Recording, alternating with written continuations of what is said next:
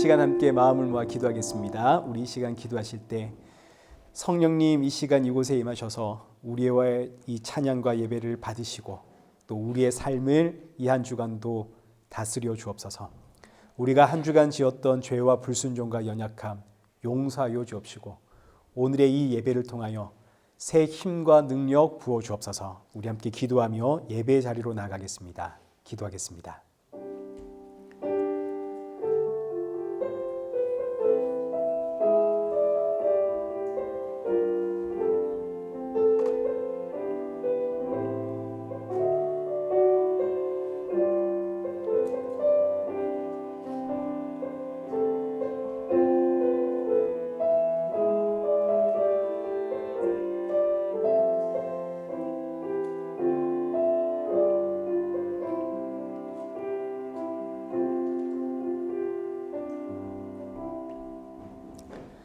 태초에 말씀이 계시니라. 이 말씀이 하나님과 함께 계셨으니 이 말씀은 곧 하나님이시니라. 살아계신 하나님 아버지, 오늘도 우리를 이 예배 자리로 인도하심에 감사를 드립니다.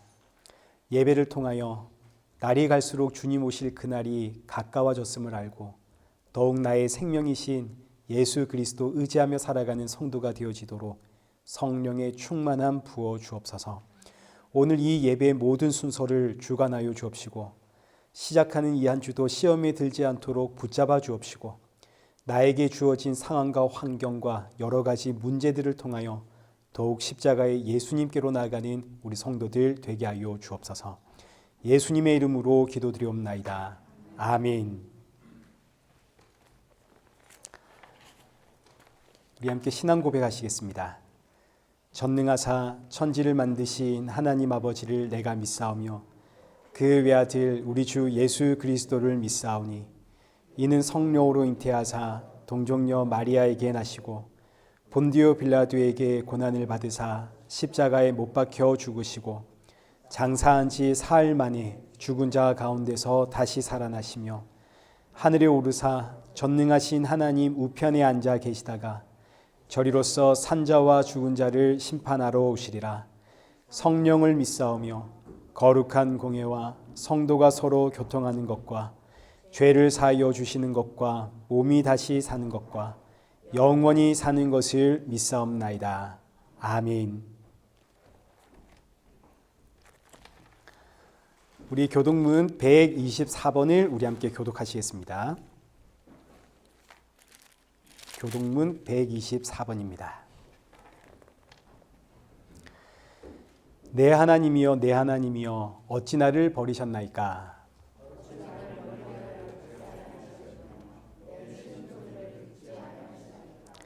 내 하나님이여 내가 낮에도 부르짖고 밤에도 잠잠하지 아니하오나 응답하지 아니하시나이다.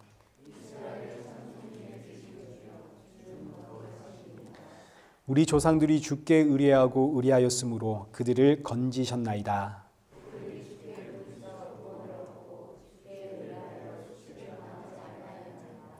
나를 멀리하지 마옵소서. 환난이 가까우나 도울 자 없나이다. 내가 내 모든 뼈를 셀 수 있나이다. 그들이 나를 주목하여 보고 내 겉옷을 나누며 속옷을 제비 뽑나이다.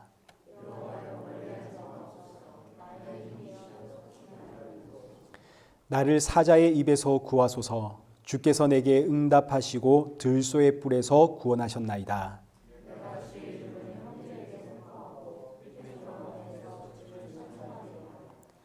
여호와를 두려워하는 너희여 그를 찬송할지어다. 야곱의 모든 자손이여 그에게 영광을 돌릴지어다. 너희 이스라엘 모든 자손이여 그를 경외할지어다. 아멘.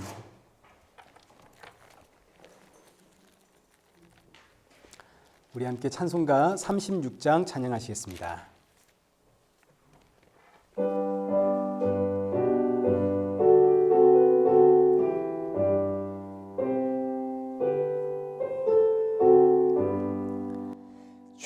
예수 이름 높이여 다 찬양하여라.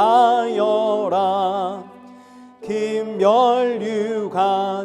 들여서 만유의 주 찬양 금면류관을 들여서 만유의 주 찬양 주 예수 당한 고난을 못 잊을 죄인아 내 귀한 몸에 바쳐서 만유의 주 찬양 내 귀한 몸에 바쳐서 만유의 주 찬양 이 지구 위에 거하는 온 세상 사람들 그 크신 위엄 높여서 만유의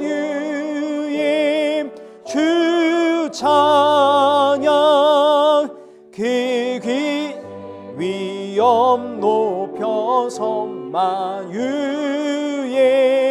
주 찬양 주 믿는 성도 다 함께 주 앞에 엎드려 무궁한 노래 불러서 만유의 주 찬양 무궁한 노래 불러서 만유의 주 찬양 아멘.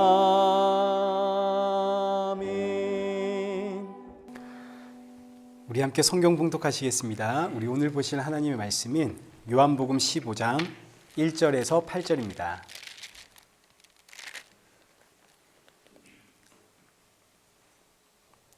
우리 한 절씩 교독하겠습니다. 나는 참 포도나무요 내 아버지는 농부라.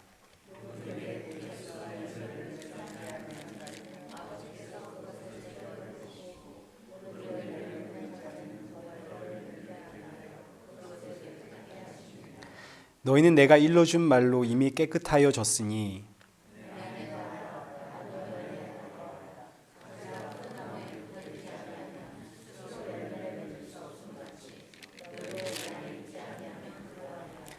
나는 포도나무요 너희는 가지라. 그가 내 안에 내가 그 안에 거하면 사람이 열매를 많이 맺나니 나를 떠나서는 너희가 아무것도 할 수 없음이라.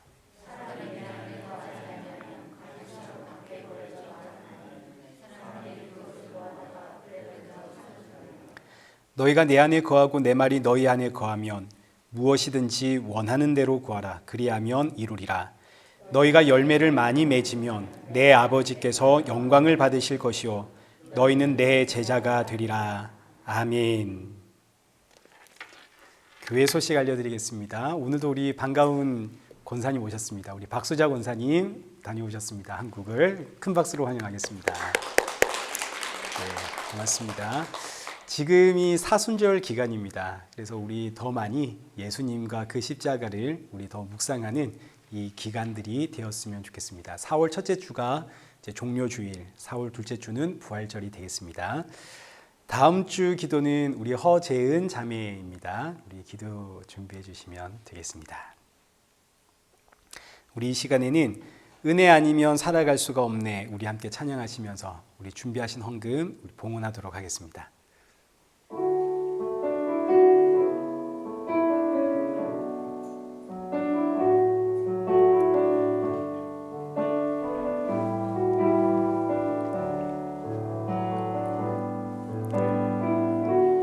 은혜 아니면 살아갈 수가 없네. 호흡마저도 다 주의 것이니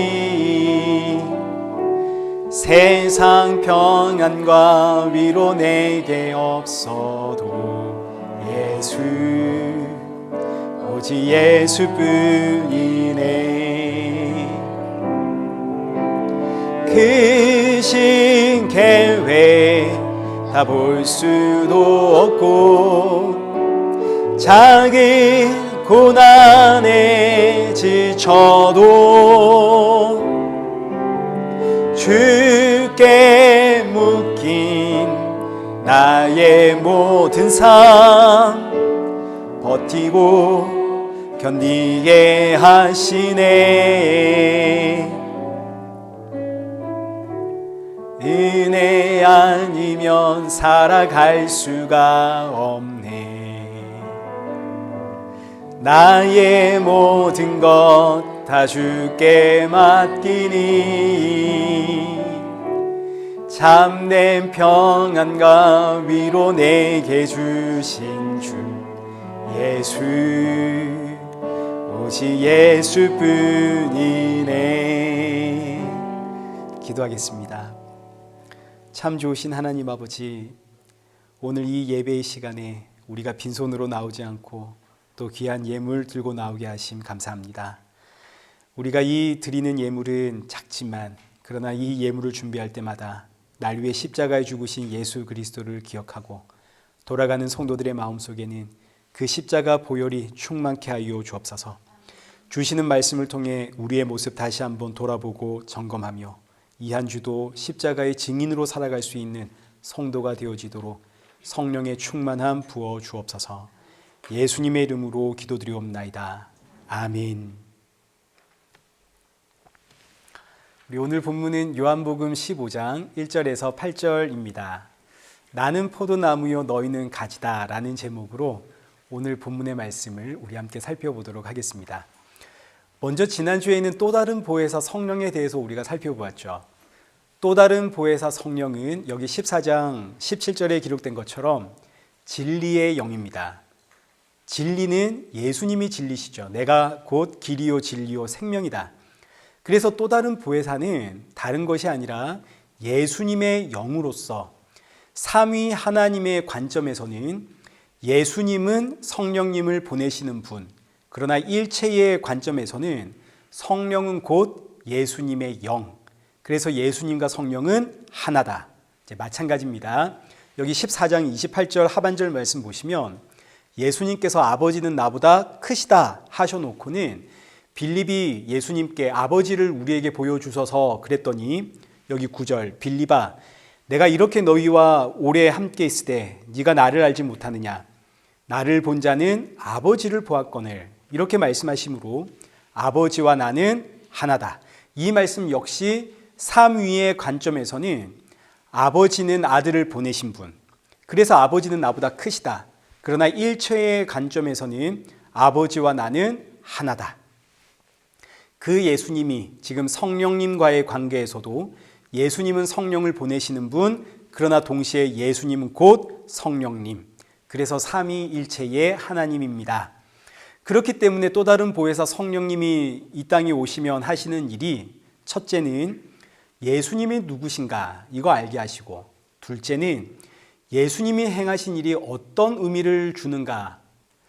예수님께서 이 땅에서 행하신 그 모든 일들은 결국 어디로 모이나요? 십자가로 모이죠. 그래서 성령이 임한 성도는 십자가의 의미를 알게 됩니다. 그리고 마지막 셋째, 성령이 임한 성도는 내 안에 임한 성령이 곧 예수님의 영이고 동시에 하나님 아닙니까? 그래서 여기 20절에 기록되어 있는 것처럼 그날에는 내가 아버지 안에 너희가 내 안에 내가 너희 안에 있는 것을 너희가 알리라. 성령이 임한 성도는 내가 아버지 안에 아버지는 내 안에 내가 예수님 안에 예수님이 내 안에 계심을 알게 됩니다. 그래서 성도를 여기 고린도전서 3장 16절에 기록된 것처럼 하나님이 거하시는 성전이다 표현을 하는 거죠. 저와 여러분이 하나님의 성전입니다. 교회는 성전들이 모여서 예수님을 찬양하고 예비하며 예수님으로 지어져 가는 예배당입니다. 그래서 이 교회는 예배당입니다. 저와 여러분이 성전입니다. 그리고 나서 이제 시작하는 게 오늘 본문의 말씀인데, 이 말씀이 너무너무 유명한 나는 포도나무 너희는 가지다. 이 말씀이 바로 성령이 임하면 아버지가 내 안에 내가 아버지 안에 너희가 내 안에 내가 너희 안에 하나가 된다라는 이 사실을 이 포도나무와 가지의 비유를 통해서 우리에게 가르쳐 주시는 말씀입니다. 그러니까 예수님이 포도나무고 우리는 그의 가지가 됩니다. 그런데 이게 누가 오셔야 가능해지는 일이냐? 성령이 오셔야만 가능해지는 일이다. 성령이 임하지 않으면 절대로 이런 일은 일어나지 않습니다. 반드시 성령이 오셔야만 우리는 예수님의 가지로 접붙임을 당합니다. 로마서식의 표현으로 하자면 성령이 오셔야만 예수님과의 연합이 이루어집니다. 이 말씀이 전제가 되어야 이제 오늘 우리가 살펴볼 이 요한복음 15장 포도나무의 비유가 이해가 됩니다. 예수님은 포도나무, 우리는 가지다. 이 말씀의 전제 자체가 성령의 임재를 전제로 밑에 깔고 우리에게 주시는 말씀입니다. 그러니까 오늘 본문은 이렇게도 표현할 수 있겠죠. 성령이 성도에게 주는 유익, 여기 요한복음 16장 7절의 말씀처럼 내가 떠나가는 것이 너희에게 유익이다. 그리고 14장 28절에서 내가 아버지께로 감히 너희에게는 기쁨이 된다. 왜 예수님이 떠나가시는 것이 성도에게 유익이 되고 성도에게 기쁨이 되는가? 이걸 이제 포도나무와 가지의 비유를 통해서 우리에게 가르쳐 주시는 겁니다. 결론은 뭐냐면 성령님이 오셔야만 우리가 누구와 연합이 된다? 예수님과 연합이 된다. 성령으로 인해 우리는 포도나무가 되시는 예수님의 가지가 된다. 이게 이제 결론입니다. 그럼 이제 이 말씀을 1절부터 우리 함께 살펴보도록 하겠습니다. 나는 참 포도나무요 내 아버지는 농부라. 예수님이 참 포도나무입니다. 이 말씀이 지금 너무너무 중요한 말씀인데, 왜냐하면 성경에서 포도나무는 언제나 하나님의 백성을 상징합니다. 그리고 구약에서 하나님의 백성은 누군가요? 이스라엘 백성들이죠. 시편 80편 8절 한번 보십시오. 주께서 한 포도나무를 애굽에서 가져다가 민족들을 쫓아내시고 그것을 심으셨나이다. 출애굽한 이스라엘 백성들을 포도나무로 비유를 해서 내가 이 가나안 땅에 너희를 심었다 이렇게 표현을 하고 있는 구절입니다. 여기 예레미야 2장 21절에서도 내가 너를 순전한 참 종자 곧 귀한 포도나무로 심었거늘. 그러니까 포도나무는 언제나 하나님의 백성을 상징하는 표현이고 이스라엘 백성들은 자신들이 포도나무, 하나님의 참 백성이다 이렇게 믿었습니다. 그런데 오늘 본문 1절 말씀을 보시면 예수님께서 내가 참 포도나무다. 그럼 지금까지 우리가 하나님의 포도나무다라고 믿어왔던 유대인들은 뭐가 되나요? 가짜라는 이야기가 되죠. 그래서 여기 PPT에 한 장만 더 넘겨주시면 예레미야 2장 21절 하나님은 순전한 참 종자 귀한 포도나무를 심었지만 실상 이들은 이방 포도나무의 악한 가지더라. 이 말씀이 지금 하나님께서 나무를 착각하고 심었다 이런 의미가 아닙니다. 참 종자, 귀한 포도나무는 언제나 예수님입니다. 그리고 우리는 이방의 포도나무, 여기서 이방의 포도나무는 마귀 사탄을 뜻하는 겁니다. 선악과 사건 이후로 우리는 이방의 포도나무의 악한 가지가 되었습니다. 마귀 사탄에 붙어있는 악한 가지, 이런 우리를 하나님께서 친히 뽑아내셔서 이게 이제 출애굽 사건입니다. 애굽에 갇혀있는 자기 백성들을 친히 뽑아내셔서 이방 포도나무에 붙어 있었던 우리를 친히 뽑아서 순전한 참 종자 포도나무에 접붙이기를 하셨지만 이게 바로 출애굽한 이스라엘 백성들이 율법 받은 이야기입니다. 근데 아무리 율법을 주셔서 우리로 참 포도나무에 접붙이려고 하셨어도 성령이 오지 않으면 이 악한 가지는 참 포도나무에 접붙임을 당할 수가 없다 이런 이야기입니다. 여기 이사야 5장 2절도 한번 보십시오. 하나님께서 극상품 포도나무를 심었는데 가지에서는 뭐가 맺혔나요? 들포도가 맺히죠. 들포도가 맺혔다는 의미는 이 포도나무의 정체를 폭로하는 것으로 이 포도나무는 극상품 포도나무가 아니라 처음부터 들포도 포도나무였다 이런 뜻입니다. 하나님께서 사람을 창조할 때는 극상품 포도나무였습니다. 우리가 잘 알듯이 사람이 어떻게 사람이 됩니까? 하나님께서 사람을 창조하실 때 흙으로 빚으신 다음에 그 코에다가 생기를 불어 넣음으로 사람은 사람이 됩니다. 이때 사람의 코에 불어 넣은 생기가 바로 성령입니다. 성령이 사람과 함께 할 때 그때 사람은 극상품 포도나무. 그러나 선악과 사건으로 성령이 사람을 떠났죠. 그 결과 사람은 이제 들포도나무가 되었습니다. 하나님은 사람을 창조하시길 극상품 포도나무로 창조하셨지만 이제 사람은 들포도나무가 되었습니다. 그러니까 이 말씀 역시 성령이 오지 않으면 사람은 극상품 포도나무, 하나님의 백성이 될 수 없다, 이런 뜻으로 이스라엘은 지금 참 포도나무, 참 하나님의 백성이 아니다, 이런 의미를 지금 담고 있습니다. 이 땅의 참 포도나무, 참 하나님의 백성은 오직 성령과 함께 하시는, 성령으로 잉태되어 성령과 동행하신 예수님 뿐입니다. 그래서 예수님이 내가 진짜다, 오직 나만이 참 포도나무다, 참 하나님의 백성은 바로 나뿐이다. 자, 그러면 우리가 예수님처럼 하나님의 백성, 참 포도나무가 되려면 어떻게 해야 됩니까? 예수님처럼 성령으로 다시 태어나면 되겠죠. 이 말씀은 이미 요한복음 3장에서 예수님이 니고데모에게 가르쳐 주셨던 말씀입니다. 여기 요한복음 3장 5절 보십시오. 예수께서 대답하시되 진실로 진실로 내게 이르노니 사람이 물과 성령으로 나지 아니하면 하나님의 나라에 들어갈 수 없느니라. 성령으로 거듭나지 않으면, 성령으로 다시 태어나야만 하나님의 백성이 될 수 있습니다. 그래서 요한복음 여기 1장 12절, 하나님의 자녀는 어떻게 되는가? 혈통으로나 육종으로나 사람의 뜻으로는 되지가 않고 오직 하나님께로부터 난 자, 이제 오늘 본문식으로 하자면 성령으로부터 난 자만 하나님의 자녀다. 그러니 성령이 오심은 정말 너무너무 중요한 사건입니다. 이 포도나무 비유에 있어서 성령님의 이 사건은 진짜 너무너무 말도 못하게 중요한 사건이 되는 거죠. 우리가 하나님의 백성이 되려면 반드시 성령님이 오셔야 됩니다. 그럼 이 성령님은 어떻게 오시는가? 이 성령님이 예수님의 영 아닙니까? 진리의 영. 그러니 성령님은 예수님이 죽어야만 오시는 겁니다. 이 땅에 성령으로 나신 분, 그분이 예수님 뿐이시죠. 그러니까 예수님이 성령으로 나셨다는 말씀 자체가 예수님은 성령이니까 예수님은 스스로 왔다, 이런 뜻입니다. 예수님은 아버지가 보내셨기 때문에 오셨고 동시에 스스로 오신 분입니다. 원보혜사이신 예수님, 그 성령으로 오신 예수님이 십자가에 죽으시고 부활하시고 이제는 영으로 친히 자기 백성들을 찾아가심으로 오늘 저와 여러분 하나님이 찾아오심으로 하나님의 백성으로 삼으시니 이제 성령으로 거듭난, 그래서 하나님의 백성이 된 자들은 이제 누구에게 속한 존재가 되냐면 예수님께 속한 존재가 되는 거죠.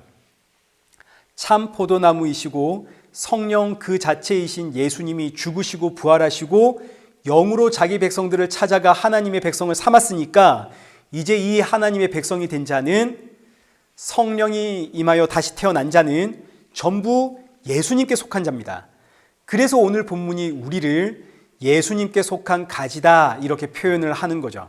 자, 그럼 이제 참 포도나무와 가지의 관계가 정리가 되었습니다.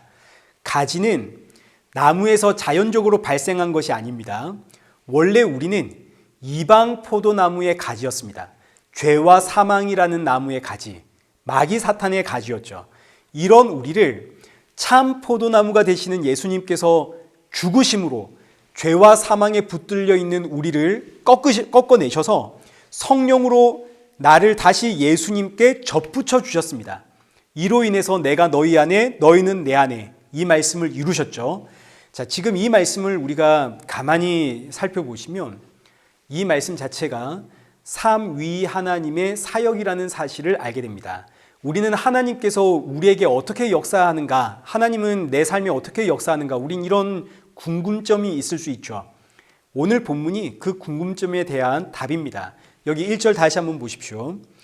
예수님은 참 포도나무, 내 아버지는 농부, 삼위 하나님의 사역에 대한 설명입니다. 농부이신 하나님이 이 땅에다가 참 포도나무라는 예수님을 심었습니다. 이게 성부 하나님의 사역이죠. 예수님은, 이 땅에 참 포도나무로 오신 예수님은 자기 백성들의 죄를 짊어지고 십자가에 죽었습니다. 성자 하나님의 사역이죠. 마지막으로 예수님의 죽음과 부활을 통해서 성령님은 자기 백성들을 찾아가 참 포도나무이신 예수님께 접붙입니다. 성령 하나님의 사역. 하나님은 대체 어떻게 일하시나? 하나님은 이렇게 일하시는 겁니다. 삼위 하나님의 사역. 근데 이 삼위 하나님이 한 분 아닙니까? 삼위일체의 하나님. 그러니까 이 포도나무와 가지의 비유는 쉬우면서도 사실은 그렇게 쉽지가 않은 비유입니다. 생각할 게 좀 많은 비유입니다. 삼위일체 하나님의 사역을 소개하면서 동시에 하나님과 우리의 관계를 이야기하시고 또 동시에 성령의 사역에 대한 이야기를 하시는 상당히 복잡한 이야기이지만 이 말씀은 사실은 묵상하면 묵상할수록 우리에게 은혜와 감사가 넘치는 너무너무 복된 비유입니다. 자, 이게 2절 말씀을 한번 보십시오. 물은 내게 붙어 있어 열매를 맺지 아니하는 가지는 아버지께서 그것을 제거해 버리시고 무릇 열매를 맺는 가지는 더 열매를 맺게 하려 하여 그것을 깨끗하게 하시느니라. 자, 지금 이 2절의 말씀이 상당히 오해를 많이 불러일으키는 말씀인데 이 말씀이 어디서 오해를 불러일으키냐면 물은 내게 붙어 있어 열매를 맺지 아니하는 가지는 어떻게 한다고요? 제거해 버린다고요. 여기서 오해가 생깁니다. 어떤 오해냐? 말씀을 보니까 예수님께 붙어 있어도 열매를 맺지를 못하면 제거해 버리시네. 아이고 큰일 났다. 열매를 맺어야 되는구나. 열매가 없으면 구원이 취소될 수도 있다는 이런 이야기 아닌가?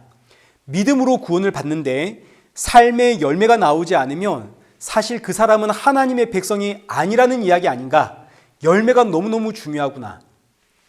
이런 주장과 신학을 알미니안주의라고 하는데 이게 상당히 매력 있는 신학입니다.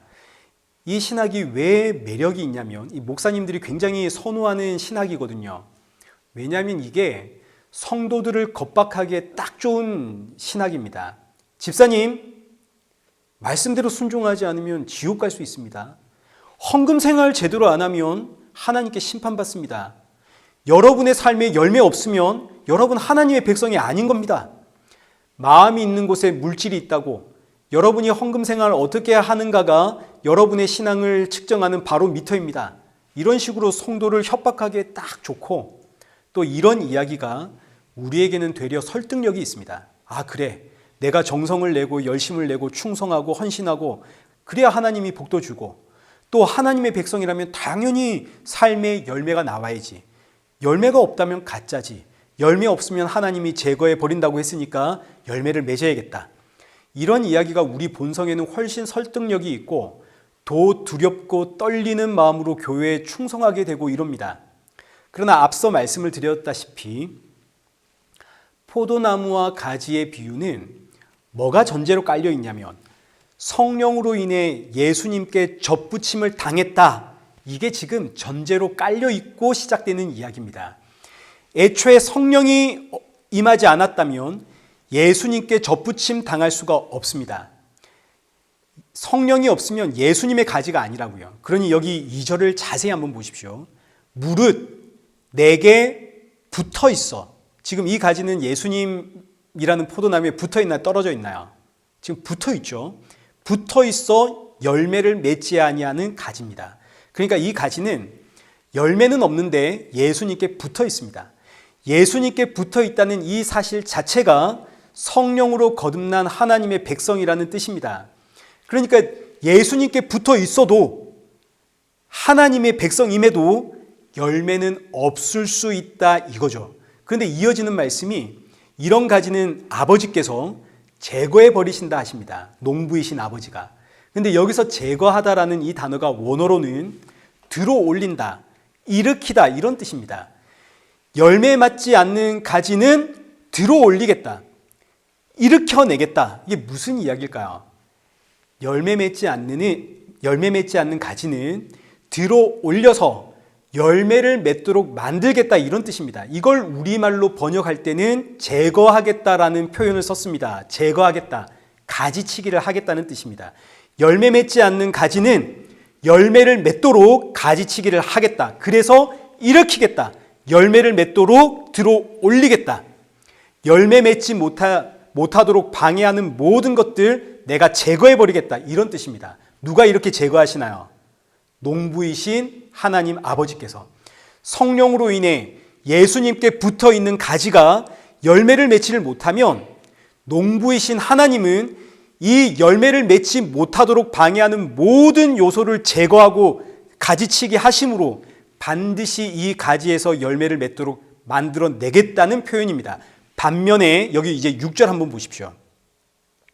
사람이 내 안에 거하지 아니하면 가지처럼 박해 버려져 마르다니 사람들이 그것을 모아다가 불에 던져 사르느니라. 여기 6절과 2절은 완전히 다른 말씀입니다. 2절은 예수님께 붙어 있지만 열매를 맺지 못하는 가지고, 여기 6절은 처음부터 예수님께 접붙임 당하지 못한 가지의 이야기입니다. 예수님 안에 거하지 않는 가지, 생명의 근원 되시는 예수님과 전혀 상관이 없는 가지입니다. 이런 가지는 시간이 지나면 생명이 마르는 겁니다. 마치 건전지처럼 처음에는 전기가 빵빵했지만 시간이 흐를수록 방전되어 끝나버리는 건전지처럼, 나무에서 꺾은 가지 물병에 넣어두면 살 것 같지만 시간이 지나면 결국 말라 비틀어 죽습니다. 예수님께 붙어 있지 않는 가지는 생명을 공급받을 수 없기 때문에 결국 말라버립니다. 이건 육체적인 죽음을 의미하는데, 그런데 보십시오. 죽음으로 끝이 아니죠. 그 다음에 어떻게 되나요? 6절 하반절에 불에 던져 태워집니다. 죽음으로 끝이 아니라 그 다음은 무시무시한 불지옥, 심판이 있다 이거죠. 6절과 2절의 말씀은 완전히 다른 말씀입니다. 6절은 성령이 임하지 않은 가지입니다. 예수님께 접붙임 받지 못한 가지, 이런 가지가 열매가 없는 건 당연하죠. 그러나 2절의 가지는 예수님께 붙어 있는데 열매를 맺지 못하는 가지입니다. 이런 가지는 농부이신 하나님이 반드시 열매를 맺도록 이걸 방해하는 모든 요소 내가 제거하겠다, 내가 잘라내겠다, 그래서 반드시 열매 맺도록 하겠다는 이야기입니다. 오늘 저와 여러분의 모습이 바로 여기 있는 거 아닙니까? 우리가 지금 삶에 어떤 열매 맺고 있나요? 없죠. 그래서 하나님께서 내 삶에 열매 맺지 못하게 그 방해하는 모든 것들 지금 제거하시는 겁니다. 그래서 저와 여러분이 아픈 겁니다. 고난이 있는 거죠. 마찬가지 여기 2절 하반절 말씀, 무릇 열매 맺는 가지는 참 잘한 가지 아닙니까? 근데 이런 가지는 더 열매를 맺게 하려 하여 그것을 깨끗하게 하신다 하십니다. 여기서 깨끗하게 하다라는 단어가 청소하다라는 뜻입니다. 열매 맺는 가지는 더 열매 맺게 하려고 내가 청소하겠다. 이것도 역시 가지치기를 하겠다는 이야기죠. 그러니 보십시오. 열매를 예수님께 붙어 있는데, 예수님께만 붙어 있으면 열매를 맺어도 더 열매 맺게 하려고 청소를 하시고, 열매를 맺지를 못하면 열매 맺도록 하기 위해서 제거해 내십니다. 그러니 결국 이 말씀은 가지가 열매를 맺느냐 못 맺느냐의 문제가 아니라 가지의 열매를 맺게 하는 것은 농부이신 하나님의 관리에 달려있다라는 이야기입니다. 또 이거 달리 표현하면 예수님께 붙어 있는 가지는 열매를 못 맺을 수가 없습니다. 왜요? 농부이신 하나님이 가만히 있질 않거든요. 적극적으로 개입하여 반드시 열매를 맺도록 하십니다. 그러니 열매가 이제 맺혔습니다. 이건 가지가 한 건가요? 농부이신 하나님이 하신 건가요? 하나님이 하신 거죠. 가지가 열매를 맺는 게 아니라 하나님께서 열매를 맺도록 모든 환경과 상황을 만들어 가십니다. 그러니까 저와 여러분은 예수님 믿고 나서 이제 하나님을 위해 어떤 열매를 맺어야 하나 고민하고 걱정할 필요가 없습니다. 예수님께 붙어 있는 한 반드시 하나님께서 열매를 맺게 하십니다. 그러니까 열매를 맺는 것은 저와 여러분의 일이 아니라는 겁니다. 이건 누구의 일인가요? 열매를 맺는 것은 하나님의 일입니다. 하나님의 책임입니다. 우리는 내 삶에 열매가 나오는 걸 걱정할 이유가 없습니다. 우리는 그저 내가 지금 예수님께 붙어 있는가 이것만 보면 됩니다. 저와 여러분의 평생의 삶의 과정은 예수님께 붙어 있는가? 나는 그래서 지금 예수님 바라보고 있는가? 난 예수로 충만한가? 날마다 십자가와 그 예수 그리스도를 바라보는 싸움이 성도의 평생의 삶의 과정입니다. 그래서 사도 바울이 고린도전서 2장 2절에 나는 예수 그리스도와 그가 십자가 못 박히신 것 외에는 아무것도 알지 아니하기로 작정하였느니라. 그러니 저와 여러분은 예수님 바라보면 됩니다. 열매는 농부이신 하나님께서 반드시 맺히게 하십니다. 열매는 우리가 고민하고 노력해야 하는 분야가 아닙니다. 그러나 저와 여러분이 예수님만 바라보며 산다는 것이 굉장히 어려운 일입니다. 그래서 하나님은 예수님만 바라보면 그 가지 끝에 열매가 맺히는 것은 그 하나님이 하시는 일이거든요. 근데 우리가 예수님을 안 보니까 예수님을 바라보도록, 그래서 내 삶의 열매를 맺히도록 내 삶에 간섭하셔서 예수님 바라보지 못하게 하는 것들을 제거하고 청소하시는 겁니다. 제가 한 번씩 저희 애들 방 청소해주면 난리가 납니다. 이거 어디로 치웠어? 이 옷 어디로 갔어? 본인들 나름대로의 질서가 있거든요. 근데 제가 묻지도 않고 그거 치워버리니까 얼마나 화가 나겠습니까? 근데 저 역시 그렇거든요. 제 책상이 굉장히 지저분해도 이게 나름대로 질서가 있습니다. 이거 손대면 화납니다. 마찬가지입니다. 난 지금 이게 너무너무 필요하고 나는 지금 이런 질서를 가지고 있는데 하나님께서 나를 찾아오셔서 이게 묻지도 않고 따지지도 않고 내 필요 전부 무시하고 자꾸 제거하고 청소하니까 나는 화가 나기도 하고 아프고 너무너무 힘들죠. 이게 바로 성경이 이야기하는 고난의 이야기입니다. 저와 여러분은 본질상 진노의 자녀입니다. 의와 생명과 거룩보다는 죄와 사망이 훨씬 좋습니다. 돌아서면 세상의 화려한 문명이 좋고 이 세상이 주는 것들이 그게 좋고, 그러나 이 땅의 모든 것들은 죄와 사망이거든요. 베드로후서 3장 7절의 표현으로 하자면 하늘과 땅, 이 세상의 모든 것들, 그거 아무리 화려하고 아름다워도 마지막 날에는 불살라질 것들입니다. 성도로 하여금 열매를 맺지 못하도록 방해하는 것들이죠. 그러니 하나님께서 내 삶에 이런 요소들을 제거하시고 청소하시니 우리는 아픕니다. 왜냐하면 우리는 그게 좋거든요. 그러나 이런 아픔 속에서 우리가 배우게 되는 것이 지난주에 보았듯 예수님 닮아가는 삶입니다. 고난 중에는 침묵함을 배우고 복음 앞에서는 입을 여는, 우리는 이 모습 닮아가는 겁니다. 고난 중에는 이 고난이 나를 열매 맺게 하려고 간섭하시는 하나님의 섭리, 하나님의 이끄심이라는 것을 알기 때문에 고난 중에 성도는 기도를 배우게 되는 거죠. 이것이 오늘 본문 7절 말씀입니다. 7절 보십시오. 너희가 내 안에 거하고 내 말이 너희 안에 거하면 무엇이든지 원하는 대로 구하라. 그리하면 이루리라. 이 말씀을 제 앞뒤 문맥 보지 않고 이것만 딱 띄어서 보면 무엇이든지 원하는 대로 구하면 이루어주시는구나 이런 생각이 들지만 앞뒤 문맥 살펴보면 조건이 있습니다. 무슨 조건이 있는가? 너희가 내 안에 거하고 내 말이 너희 안에 거하면, 성령으로 인해 참 포도나무이신 예수님께 접붙임을 당하면 이런 사람은 어떤 사람인가요? 예수님이 내 안에 있고 내가 예수님 안에 있는 사람이죠. 이런 사람은 더 이상 내가 사는 게 아닙니다. 누가 사나요 내 안에? 예수님 사시죠. 갈라디아서 2장 20절. 내가 그리스도와 함께 십자가에 못 박혔나니 그런즉 이제는 내가 사는 것 아니요. 누가 사시나요? 내 안에 그리스도께서 사시는 것이라. 성령으로 예수님께 접붙임 당한 성도는 이제 내가 사는 게 아니라 내 안에 예수님 사십니다. 그럼 이제 내가 예수님께 접붙여졌다면 그때부터 이제 농부이신 하나님은 본격적으로 뭐 하시나요? 내 삶의 여러 가지 세상적인 요소들, 예수님 바라보지 못하게 하는 것들, 그거 제거하고 청소하기 시작하시겠죠. 그럼 나는 그때부터 아픕니다. 얼마나 아프나요? 난 지금 이게 필요한데, 난 지금 이게 없어서는 안 되는데, 난 세상이 좋은데, 난 성공하고 싶고 떵떵거리고 살고 싶고 어디 가서 내 자존심 꿀리고 싶지 않고, 근데 하나님은 자꾸 제거하고 청소하시니 기도가 나오는 겁니다. 하나님, 저 너무 아픕니다. 너무 힘듭니다. 너무 괴롭습니다. 정말 죽겠습니다. 이럴 것 같으면 차라리 그냥 날 내버려 두십시오. 그래서 야고보서 5장 13절. 너희 중에 고난당하는 자가 있느냐? 그는 뭐 할 것이요? 기도할 것이요. 고난 중에 있기에 기도가 나오는 겁니다. 성도는 언제 기도하냐면 고난이 있을 때 기도합니다. 우리가 다 경험하고 있죠. 여러분 평안할 때 기도가 나오나요? 안 나옵니다. 그런데 정말 너무너무 힘들 때는 교회 찾아가 기도하고 싶죠. 그런데 여러분, 제가 이런 비교를 하면 조금 그렇지만 여러분, 기도하는 성도가 있고 찬양하는 성도가 있다고 하십시다. 둘 중에 누구의 수준이 더 높을까? 찬양하는 성도가 훨씬 수준이 높습니다.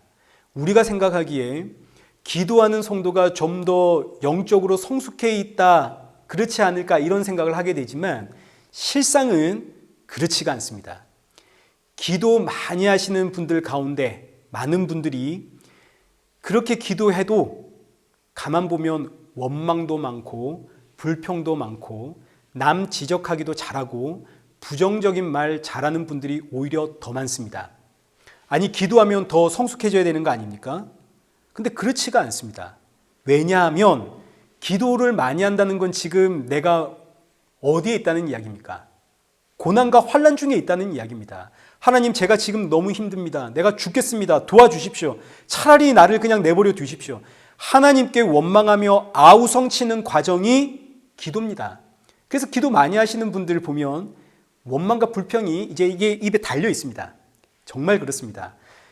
여기 야고보서 5장 13절 말씀처럼 고난이 있기 때문에 기도하기에 그분들 마음에 여유가 없고 속에 울분이 차 있고 좋은 말이 잘 나오지 않습니다. 그러나 그럼에도 불구하고 기도하는 것 자체가 귀한 것은, 기도한다는 의미는 지금 내가 누구에게 접붙임 당했다는 뜻인가요? 예수님께. 그리고 동시에 내 삶은 지금 열매 맺는 과정 속에 있다는 증거가 되는 거 아닙니까? 기도한다는 것 자체가 너무너무 귀한 감사거리입니다. 그러니까 여러분, 기도 많이 하십시오. 기도하고 있다는 것은 지금 하나님께서 나와 함께 하시고 내 삶에 적극적으로 간섭하고 계시다는 증거입니다. 자꾸만 내 삶을 제거하고 청소하고 이러니까 우리는 기도라고 하는 아우성이 터져 나오는 거죠. 하나님, 아파 죽겠습니다. 힘듭니다. 왜 이러십니까? 죽겠습니다. 살려주십시오. 도와주십시오. 반면 찬양은 뭐냐? 기도의 결론입니다. 기도하다가 결론을 알았기 때문에 터져 나오는 신앙의 고백이 찬양입니다. 로마서 5장 3절의 말씀처럼 우리가 환난 중에 즐거워하나니 이는 환난은 인내를, 인내는 연단은 소망을 이루는 줄 암이라. 고난과 환난이 나를 연단하여 내가 속한 나라는 이 땅이 아니라 하나님의 나라구나. 영원한 본향이 있구나. 생명의 주와 얼굴과 얼굴을 맞대는 그날이 있구나. 그 천국의 소망을 품게 하는 게 바로 이 환난과 고난이기에, 이게 환난과 고난의 결론이 천국의 소망으로 가기에 기도하다가 터져 나오는 찬양입니다. 기도는 하나님 앞에 아우성을 치는 과정이고, 찬양은 그 결과 생명의 근원이 누구에게 있는가? 예수님께 있구나. 예수님을 만나고 예수님으로 충만해졌기에 터져 나오는 결론이 찬양. 이 모든 과정, 나로 하여금 예수님 바라보게 하는 과정이었구나. 생명의 주가 지금 내 안에, 내가 그 예수님 안에, 나는 십자가에 예수님께로 나아가는 인생이구나.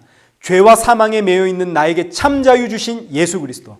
난 정말 예수님 뿐이구나. 그래서 터져 나오는 찬양. 그러니 여러분, 기도 많이 하십시오. 기도하다 보면 결국 우리는 어디로 가냐면 예수님께로 나아갑니다. 성령님은 우리를 예수 그리스도의 은혜의 충만함으로 끌고 갑니다. 저와 여러분의 기도가 결국엔 예수님으로 충만하여 찬양으로 끝이 나기를 축복합니다. 자, 그리고 이제 결론입니다. 그럼 대체 예수님께 붙어 있으므로 하나님께서 우리를 통해 맺히시는 그 열매는 뭐냐? 4절과 5절을 한번 보겠습니다. 내 안에 거하라. 나도 너희 안에 거하리라. 가지가 포도나무에 붙어 있지 아니하면 스스로 열매를 맺을 수 없음 같이 너희도 내 안에 있지 아니하면 그러하리라. 나는 포도나무요 너희는 가지라. 그가 내 안에 내가 그 안에 거하면 사람이 열매를 많이 맺나니 나를 떠나서는 너희가 아무것도 할 수 없음이라. 4절과 5절에서는 다시 한번 가지가 열매를 맺는 게 아니라 예수님께 붙어만 있으면 열매는 절로 맺힌다는 것을 강조하고 있습니다. 이때도 절로 맺히는 건 아니죠. 누가 간섭하셔서 맺히나요? 농부이신 하나님이 간섭하셔서 맺히는 겁니다. 그래서 두 번이나 강조되는 말씀이 4절 하반절에 너희가 내 안에 있지 않으면 열매는 없다. 마찬가지 5절 하반절에서도 나를 떠나서는 너희가 아무것도 할 수가 없다. 그러니까 가지가 열매 맺는 게 아니라 가지는 포도나무이신 예수님께 붙어만 있으면 되는 겁니다. 열매는 농부이신 하나님이 맺도록 만들어내십니다. 그래서 열매로 알리라.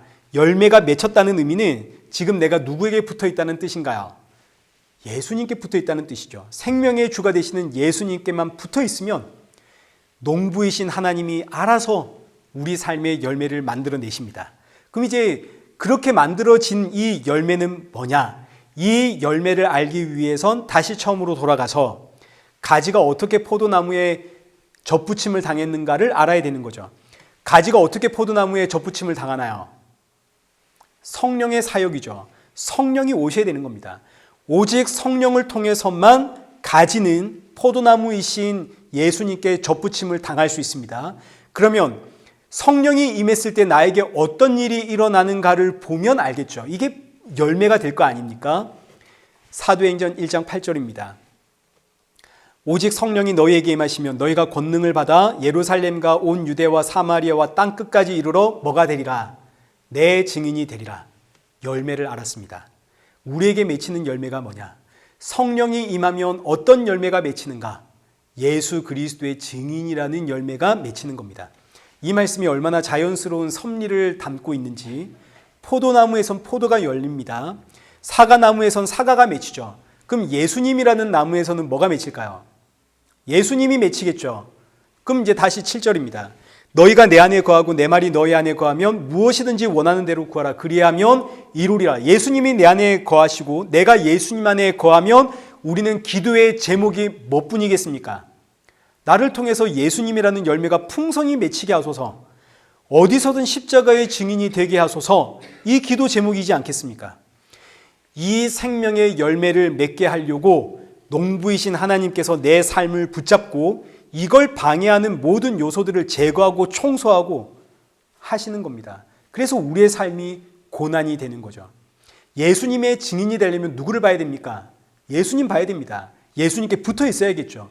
근데 예수님께 붙어 있는데 예수님을 안 보니까 하나님께서 우리의 삶을 청소하시고, 그래서 지금 저와 여러분이 처한 이 모든 상황과 환경들은 나를 통해서 생명의 열매를 맺히려고 하는 하나님의 열심입니다. 하나님이 저와 여러분을 이 상황과 환경으로 끌고 오신 겁니다. 때로는 이 자리가 궁핍한 자리가 될 수도 있고 자존심 상하는 자리가 될 수도 있고, 때로는 이 자리가 존귀함을 받는 자리가 될 수도 있겠죠. 때로는 내 가정에 불화가 있을 수도 있고 때로는 내 가정에 기쁨이 있을 수도 있습니다. 이 모든 일들이 결국은 생명의 열매, 이거 맺히도록 간섭하시는 하나님의 열심. 그래서 이제 본문 8절 오늘의 결론입니다. 너희가 열매를 많이 맺으면 내 아버지께서 영광을 받으실 것이요 너희는 내 제자가 되리라. 아멘. 열매를 많이 맺으면 맺을수록 하나님 아버지가 영광을 받습니다. 이 의미는 열매 자체가 하나님의 영광이라는 뜻입니다. 이 열매가 하나님의 영광이기 때문에 열매가 많이 맺힐수록 하나님은 더 영광을 받습니다. 근데 이 열매가 뭔가요? 예수님이죠. 예수님이라는 열매. 예수님 나무에서는 예수님 열매가 맺히는 겁니다. 오직 열매이신 예수님만이 하나님의 영광. 그래서 이 땅의 하나님의 영광은 오직 예수 그리스도. 우리가 힘을 내고 주의 일을 하고 충성하고 봉사하고 오래 참고 섬기고 용서하고 자비와 사랑과 긍휼을 베풀고 구제 사업을 하고 선교 지원을 하고 이런 것들은 전부 예수님을 증거하기 위한 것들이지, 이것들이 우리 삶에 맺혀지는 열매는 아닙니다. 열매는 예수님입니다. 그래서 저와 여러분을 통해 예수님이 증거되면 하나님이 영광을 받으시는 거죠. 주 예수를 믿으라. 그리하면 너와 내 집이 구원을 받으리라. 이 복음이 선포될 때마다 하나님 아버지 영광 받으시는 겁니다. 그리고 이 열매를 맺히는 자가 8절 하반절에 내 제자다. 예수님의 제자는 예수님 증거합니다. 자, 그런데 이 모든 일들이 어떻게 일어난다고요? 성령이 임할 때. 성령이 임할 때 성도는 예수님께 접붙임 당하고, 예수님께 접붙임 당한 성도는 예수님의 증인이 되도록 하나님께서 그 삶에 적극적으로 간섭하셔서 청소하시고 제거하십니다. 그래서 예수님 하시는 말씀이 내가 떠난 것이 너희에게 유익이고 너희에겐 기쁨이다. 내가 떠나야만 성령이 오기에, 그래야 그때 비로소 너희가 하나님의 백성이 되기에. 자, 그러면 이제 보십시오. 오늘 저와 여러분의 할 일은 뭡니까? 열매 맺자가 아니죠. 열매 맺자가 아닙니다. 예수님의 증인이 되자도 아닙니다. 왜냐하면 이건 전부 누가 하시는 일인가요? 농부이신 하나님이 하시는 일입니다. 지금 저와 여러분의 할 일은 예수님께 붙어 있는가? 예수님 바라보고 있는가? 예수님으로 충만한가? 이게 저와 여러분의 평생의 싸움입니다. 우리는 그저 온 힘을 다해 예수님 바라보는 겁니다. 예수님 바라보며 예수님으로 충만해지기를 원하는 성도는 입만 열면 누구 이야기하겠습니까? 예수님 이야기하겠죠. 이게 너무너무 자연스럽습니다.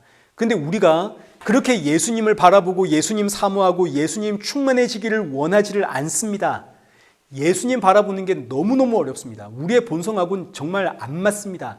그래서 농부이신 하나님께서 날마다 나를 붙잡고 예수님 바라보도록 제거하고 청소하고, 그래서 우리는 너무 아파가지고 하나님 왜 이러십니까? 기도하게 되지만 기도하다가 예수님 바라보게 되니 내 기도가 찬양으로 바뀌더라. 이런 나에겐 자연스럽게 예수님 이야기를 하게 되는 예수님의 증인이라는 열매가 맺히게 되고 이것이 하나님께 영광이 되더라. 그래서 성도는 찌르면 예수님 나오는 겁니다. 찌르면 우리 예수 믿고 살자. 찌르면 우리 너도 예수 믿고 살아. 이렇게 되는 겁니다. 말씀 믿겠습니다. 성도의 신앙은 잘하는 겁니다. 믿음은 똑같습니다. 큰 믿음, 작은 믿음 그런 건 없습니다. 믿음은 똑같죠. 그러나 신앙은 잘합니다. 믿음은 마치 사람과 같습니다. 방금 태어난 아기나 장성한 어른이나 그 안에 담겨있는 이 오장육부는 다 똑같습니다. 아기는 콩팥이 없는데 자라가면서 콩팥 하나 생기고 좀 더 자라가니까 대장 하나 생기고 그 다음에 소장 생기고 그러는 거 아니죠. 갓 태어난 아기도 처음부터 모든 것을 갖춘 사람이듯이 믿음 역시 크고 작은 게 아닙니다. 모두에게 똑같습니다. 예수님 믿는 건 다 똑같습니다. 그러나 잘합니다. 아이가 잘하죠. 어릴 때는 철이 없고 지혜가 없고 분별력이 없고 실력이 없고 싸우면서 크고 울면서 크고 때를 쓰면서 크고 속을 썩이고, 그러나 이런 것들이 누적이 되면서 어른이 되어 가듯 믿음 역시 믿음은 같으나 우리의 신앙은 잘합니다. 처음부터 하나님의 은혜를 다 알아가는 거 아니죠. 처음에는 복 준다고 하니까 시작을 했습니다. 복을 달라고 때를 쓰고 울고 문제 해결해 달라고 아우성치고, 그리고 좀 더 성장하면 은사 달라고 하나님 앞에 구하고, 그러다 어느 날 십자가가 보이고 십자가에 예수님이 날 구원하신 생명의 주요, 십자가의 예수님이 나의 시작이요 끝이요 처음이요 마지막이라는 그 사실 앞에 찬양이 터져 나오고, 에베소서 3장 18절 이하의 말씀처럼 날이 갈수록 지식에 넘치는 그리스도의 사랑을 알아 그 너비와 길이와 높이와 깊이가 어떠함을 깨달아 하나님의 모든 충만이 되시는 예수 그리스도로 충만해지는 자리로 나아가는 것이 우리 신앙의 여정입니다. 율법에서 시작을 해서 은혜의 신앙으로, 그리고 시간이 흐를수록 이 십자가의 은혜는 더욱더 충만해지는 자리로 나아가는 이 일을 성령님이 나와 함께 하시고, 농부이신 하나님은 이 일을 위해서 내 삶에 간섭하여 제거하고 청소하고 나를 이끌어 가시고, 마침내 나로 하여금 예수님뿐이라는 생명의 열매 내놓게 하심으로 삼위일체 하나님이 온전히 영광을 받으시는, 사랑하는 성도 여러분, 우리 모두 함께 이 은혜의 충만한 자리로 나아가십시다. 더 많이 기도하고 더 많이 찬양함으로 나의 주가 되시는, 생명의 주가 되시는 예수님으로 충만해지고, 그래서 그 예수님 증가하며 살아가는 저와 여러분 되시기를 축원합니다. 우리 함께 찬양하겠습니다. 충만 찬양하겠습니다.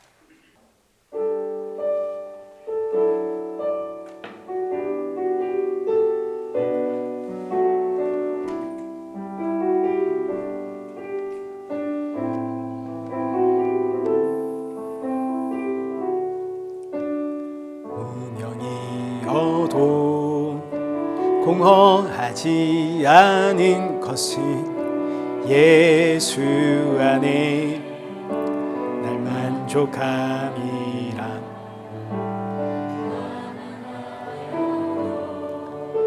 부족하지 않은 것은 예수 안에 오직 나는 부요함. 고난 중에도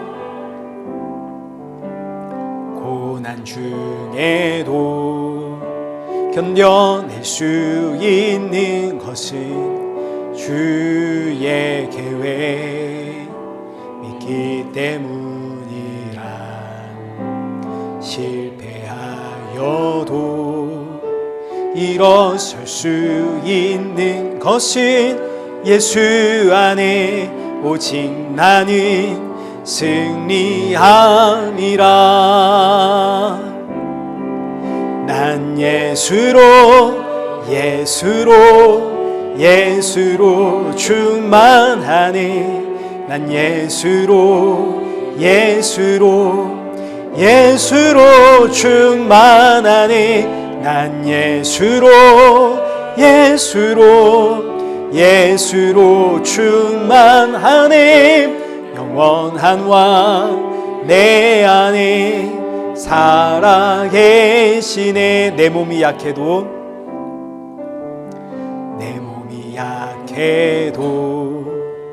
낙심하지 않는 것은 예수 안에 나 완전하니라. 화려한 세상 부럽지 않은 것은 난 예수로 충만함이라. 난 예수로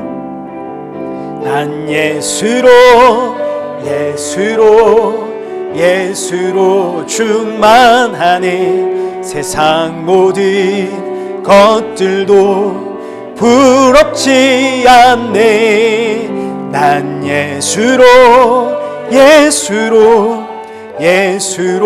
충만하네. 영원한 왕 내 안에 살아계시네.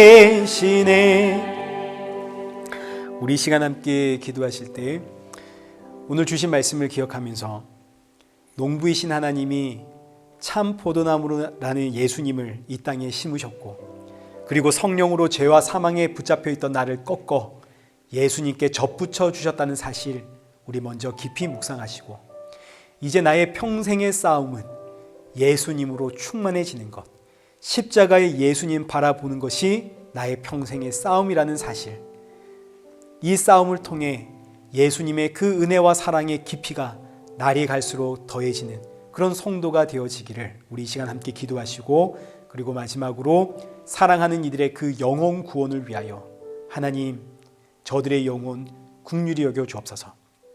주 안에서 누리는 평안과 감사를 나와 함께 누리게 하소서. 우리 이 시간 주신 말씀 붙잡고 기도의 자리로 나아가겠습니다. 기도하겠습니다.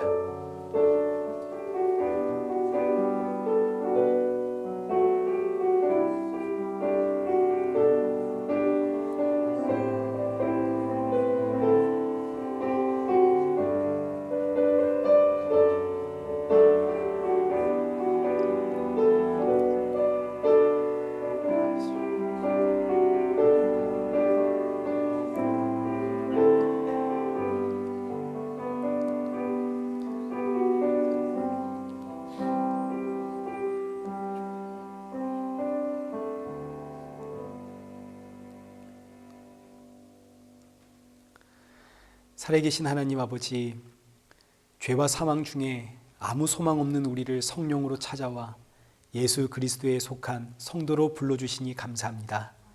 주께 속한 인생이기에 주께서 내 삶을 청소하시고 제거하실 때마다 우리에게서는 원망도 나오고 불평도 나오지만, 그러나 그 끝에는 영원하신 주가 계시고 그 주가 나를 자녀 삼아 주셨고 영생과 생명과 천국의 소망을 우리가 보기에 우리의 기도가 결국은 감사와 찬양으로 끝날 수 있도록 우리의 마음과 생각과 중심을 붙잡아 주옵소서. 이 땅의 수많은 일들이 끊임없이 우리를 유혹하지만 생명의 주가 되시는 예수 그리스도를 바라보며 예수로 충만하여 주가 주시는 평안과 천국의 기쁨 맛보며 이 땅의 주의 백성으로 담대히 복음 증거하는 성도가 되어지도록 성령의 충만함 부어 주옵소서. 예수님의 이름으로 기도드리옵나이다. 아멘. 이제는 우리 주 예수 그리스도의 은혜와 성부 하나님의 크신 사랑과 성령 하나님의 위로교통 충만하심이 날마다 주 안에서 자라나며 은혜의 풍성함을 맛보며 늘 기쁨과 감사가 있을 수는 없지만, 그럼에도 기도하며 찬양하며 주를 신뢰하며 의지하며 주가 주신 사명 잘 감당하길 소원하는 우리 일회교회와 성도들과 온 세계교회 머리머리 위에 이제로부터 영원토록 함께 있을지어다. 아멘.